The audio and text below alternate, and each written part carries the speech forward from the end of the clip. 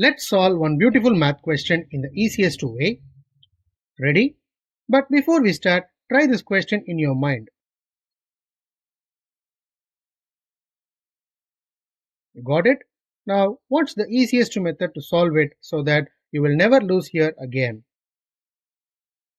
We have given 5 into 5 plus 5 divided by 5. Here we are going to use Bodmer's rule to solve this. Bodmer's rule is nothing but brackets, operation, division, multiplication, addition and subtraction. So as per this Bodmer's rule hierarchy, first we are going to divide. 5 divided by 5 becomes 1. Therefore 5 into 5 plus 1. Then multiplication, 5 into 5 is nothing but 25. 25 plus 1 gives 26. Therefore 5 into 5 plus 5 divided by 5 is equal to 26.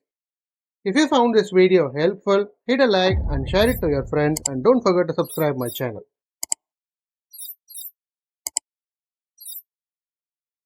Thank you friends, we will meet in a new video.